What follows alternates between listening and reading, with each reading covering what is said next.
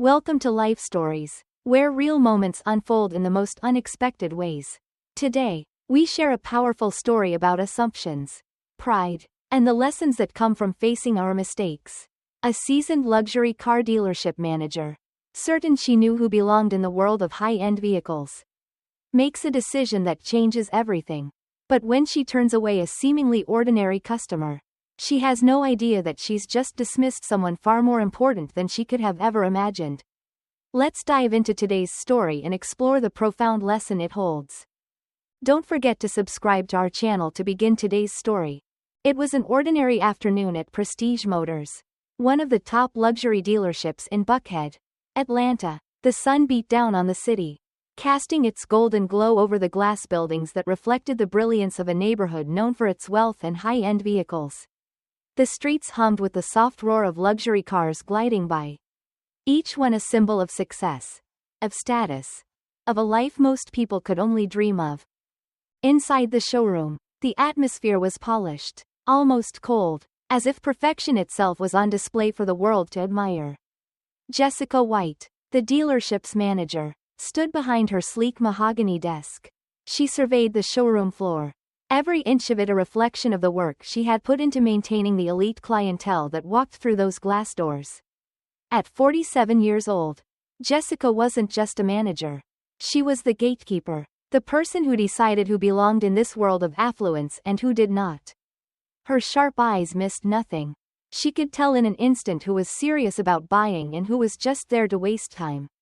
And it had taken years for her to hone this skill. It wasn't just a job to Jessica. It was a mission. Luxury auto sales were her world. And in that world, she reigned supreme. She knew the value of every car in that showroom. She could name the price, the features, and the history behind each one. More than that, she knew the type of person who could afford them and, just as importantly, the ones who couldn't. The bell above the glass doors chimed, and a man stepped inside. He was tall, broad-shouldered, and in his mid-40s. His navy hoodie and worn-out jeans didn't quite fit the usual customer that walked into Prestige Motors. The man looked around, taking in the showroom's polished floors. The gleaming luxury SUVs lined up like soldiers at attention. The framed awards on the walls told a story of success and prestige. A story that Jessica had become all too familiar with. From the moment Jessica laid eyes on him, she knew what he was. Just another tire kicker. Someone who wanted to look but had no real intention of buying. He didn't belong in this world of high-end cars. He was out of place. And she didn't have time to waste on him. Without missing a beat, she turned to her sales associate, Greg, who had also noticed the man standing by the door. "Don't waste your time," Jessica murmured, adjusting the diamond bracelet on her wrist. "He's just looking." Greg hesitated, but he said nothing. They had worked together long enough for him to understand that when Jessica made a call, no one questioned it. It was her domain, her rules. But the man wasn't just looking. He was moving toward a brand new 2024 Range Rover Autobiography, one of the most luxurious cars in the showroom. He ran his fingers lightly along the sleek black finish before turning to survey the room. His eyes locked onto Jessica's, and without hesitation, he walked toward her. "Excuse me," he said, his voice calm, even polite. "I'm interested in that Range Rover over there. I'd like to know more about it." Jessica barely hid her sigh. She had dealt with this before. Men who wandered in, hoping to impress someone with a test drive they had no intention of following through on. She had no patience for these games. She offered a tight-lipped smile, the kind that didn't reach her eyes. "That's a fully loaded autobiography model," she said, her voice clipped. "Top-tier luxury, $165. The man nodded, unfazed. "Sounds like what I'm looking for." Jessica folded her arms, a slight irritation beginning to seep into her voice. "Are you aware of our financing options?" she asked, keeping her tone professional. "A purchase like that requires either substantial credit or an upfront payment." He held her gaze, unfazed. "I won't need financing." Jessica forced a polite laugh, as if he had just made a joke. "I see. Well, if you're serious about purchasing, we'll need to run a soft credit check before moving forward. It's company policy." But the man didn't flinch. He didn't seem bothered at all. Instead, he reached into his pocket and pulled out a sleek black card holder. I'd like to test drive it. Jessica's expression stiffened. She had dealt with enough customers to know that this was where things started to feel off. No one walked into a dealership like this and just dropped $165 on a car without jumping through the hoops she had set in place. There were rules, policies, and procedures for a reason. We don't offer test drives on vehicles at that price point without verified proof of income. She said smoothly, her tone polite but firm. You understand. The man's lips curled into a small, almost imperceptible smile, as if he had expected this. Oh, I understand. Greg shifted uncomfortably beside Jessica. He had seen her turn away potential buyers before. People who didn't fit the image of their clientele. But something about this man was different. He wasn't angry. He wasn't flustered. He just stood there, calmly observing, as if he was waiting for something to unfold. Madeline, however, remained unflinching. I'm sorry, she said, her voice distant now, but for a car of that value, we require serious inquiries only. We've had issues in the past with people wasting our time. Joyriding, and then walking away. The man didn't blink. Joyriding? Jessica added quickly, though her words were dripping with insincerity. It's nothing personal. I'm sure you understand. Greg saw it then, the tiny shift in the man's expression. It was almost imperceptible, a flicker of something colder and sharper beneath his calm exterior.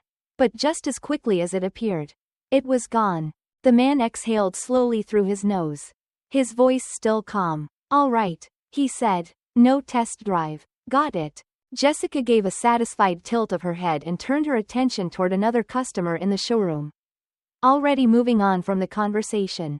But before she could completely dismiss the man, he spoke again. What about cash buyers? He asked. His voice steady. Jessica's patience began to fray. But she masked it with a smile. Excuse me? The man raised an eyebrow. If someone wanted to pay in full, no financing, no credit check, would that change your test drive policy? Jessica almost laughed. People like him didn't drop 6 figures in cash on a car. They didn't just stroll in off the street and pay for luxury vehicles without a second thought. I appreciate your enthusiasm, she said, her tone sugary sweet. But I'm sure you can understand that we have policies in place for a reason. For the first time, a shadow of amusement crossed the man's face. I see, he said, slipping his hands into his pockets. So what would it take? Jessica's smile thinned. I just told you, she said, her patience wearing thin. We require proof of serious intent. Our vehicles are highly sought after. And we can't have. The man cut her off. I understand, he said, his voice calm again, almost as if he had expected the whole exchange. Thank you. And just like that, he turned around and walked away. Jessica watched the man walk away, her mind already moving on to the next task at hand. There were other customers to attend to. After all, a well-dressed older man was browsing a Bentley, and Jessica's professional smile returned as she prepared to shift her focus to him. But something about the way the man in the hoodie had moved, the slow, deliberate pace, lingered in her thoughts. He didn't leave the showroom the way a normal person would after being turned down. He didn't storm out, or look flustered. No, he moved as if he was in complete control. As if he knew something everyone else didn't. Greg noticed it too. He shifted uncomfortably, glancing at Jessica, who was already engaging with the new customer. Her eyes sparkled with that same practiced politeness she showed to everyone. But Greg could tell she wasn't as confident now. She had made a call that wasn't right. She had made a mistake. But Jessica was unbothered. That's how she had been for years, untouchable in her own world. Always in control. She was used to having her decisions go unquestioned. Her gut instincts driving the flow of the showroom. She was the one who decided who could afford the luxury cars that adorned their showroom. And who couldn't. But today was different. The man in the hoodie hadn't left. Instead, he was now casually inspecting a Mercedes-Benz G-Class, running his fingers along its chrome handle. His posture was relaxed, almost too relaxed, as if he were taking his time, savoring the moment. Jessica didn't notice at first, too focused on her current customer. But Greg couldn't shake the feeling that something was off. He couldn't explain it, but the way the man was looking at the cars, the way he seemed to study every detail, it felt like he was silently waiting for something. Greg's hunch was confirmed when one of the junior salesmen, Jared, hesitated before stepping forward. He was clearly unsure about how to handle the situation, his face painted with uncertainty. "Hey there, sir," Jared said, putting on his best salesman grin, trying to sound friendly. "Need any help with that one?" The man turned to face him, his expression unreadable. "Yeah, actually, I was looking at the Range Rover earlier, but I was told test drives are off limits unless I prove I'm serious." "Is that true?" Jared blinked, momentarily speechless. He wasn't sure how to handle this situation. But before he could gather his thoughts, Jessica appeared beside him like a shadow, her polished smile still firmly in place, though her eyes were sharp. She had taken notice of the conversation, and this was her domain once again. "Jared, I'll take it from here," she said smoothly, dismissing him with a gesture. Jared didn't argue. He knew better than to question Jessica. But the look on his face, the way he hesitated before walking away, spoke volumes. Jessica didn't seem to notice. She was back in control, as she had always been. The man in the hoodie, however, wasn't intimidated. He studied Jessica as she spoke, but his face showed no sign of frustration, no sign of anger. In fact, there was almost a hint of amusement in his eyes. Jessica didn't let it faze her. She was used to tough customers. She had seen it all. Or so she thought. "You sure do keep a tight leash on your employees," he mused, his voice calm, with a slight smile tugging at the corner of his lips. Jessica didn't flinch. "I thought I made myself clear," she replied, her voice smooth and professional. "We cater to a specific clientele here, and we can't accommodate every request." The man's expression shifted slightly, but the amusement didn't fade. He nodded slowly, as if weighing her words carefully. "I've been to a lot of dealerships," he continued, rubbing his chin thoughtfully. "Some good, some bad, but I've never had someone work this hard to not sell me a car." Jessica's professional mask didn't slip. "That's not what's happening here," she said coolly, her smile still in place. The man tilted his head slightly, as though considering her words. Then, he made an offer that left Jessica momentarily speechless. "How about this?" he said, his voice steady. "I'll write a check right now.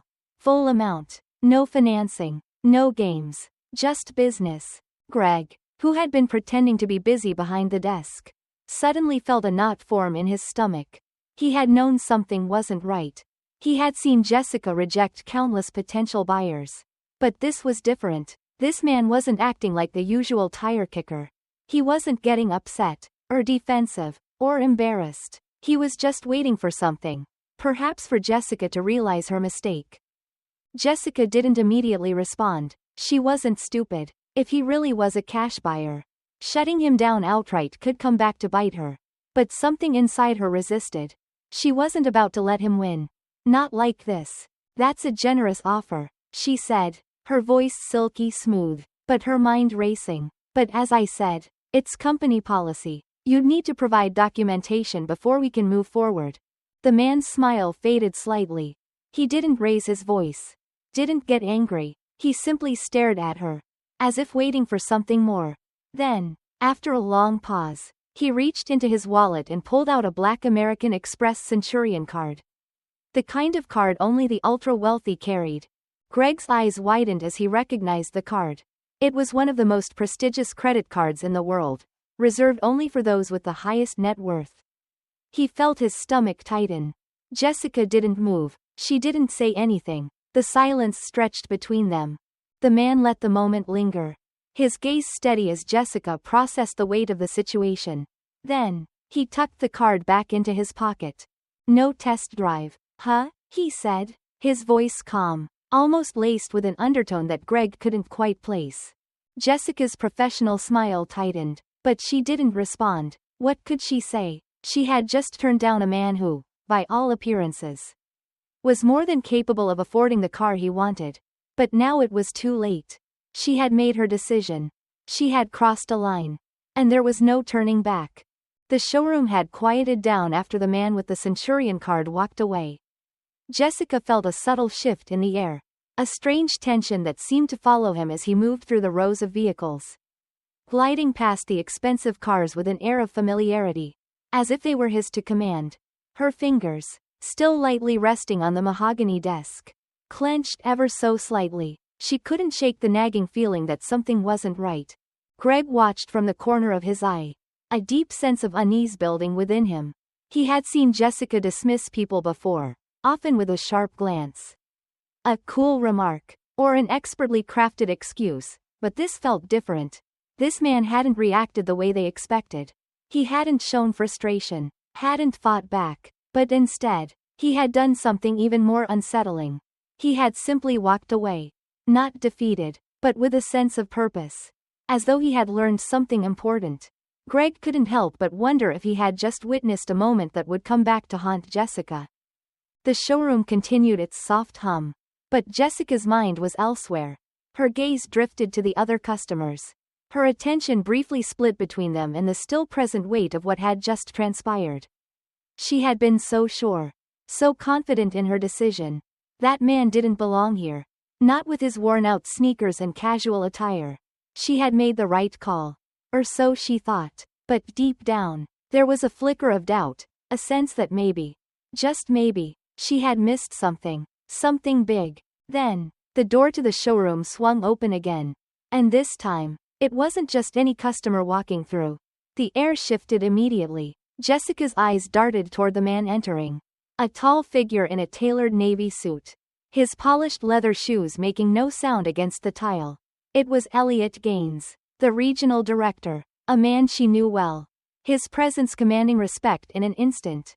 But what caught her attention, what made her stomach drop, was who he was walking toward. The man in the hoodie. Elliot approached the man with a smile, his hand extended in greeting. "There he is," he said, his voice warm, as though they were old friends. "I was just about to call you." Jessica froze, her heart skipped a beat, and she felt her face drain of color. The man in the hoodie, who had been so calmly rejected just moments ago, was now exchanging a friendly handshake with Elliot, and Jessica couldn't make sense of it. Why was he here? What was happening? As Elliot and the man spoke, Jessica's mind raced. She had been so certain, so confident in her assessment. She had turned the man away because she believed he didn't belong in the world of high-end cars. He didn't look the part. He wasn't dressed the way someone who could afford a $165 vehicle should. But now, as she watched Elliot greet him, the reality of the situation began to settle in. Something was terribly wrong. Elliot turned toward her, his grin still broad. "Jessica, this is Chris Carter," he said, motioning to the man in the hoodie, the new CEO of Prestige Motors. The words hit her like a punch to the gut. Her mouth went dry, and her entire body locked up as the weight of the revelation sank in. Chris Carter, the man she had just humiliated, was not just any buyer. He was the CEO of the entire company. For a moment, there was only silence. The room seemed to grow quieter, the air thicker, as everyone stood frozen in place. Jessica blinked rapidly, her mind scrambling to process what had just happened. She had turned away the CEO of her own dealership, the very man who owned the company she worked for. The reality of the mistake she had made began to set in.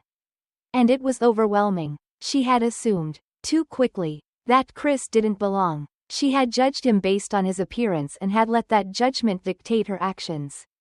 And now, standing before her was the man she had just dismissed so casually. And the weight of that mistake was suffocating. Chris turned to her, his expression unreadable. There was no anger in his eyes. No frustration. Just calm, measured distance. He didn't need to raise his voice or make a scene. His presence alone was enough to show Jessica how deeply she had misjudged him.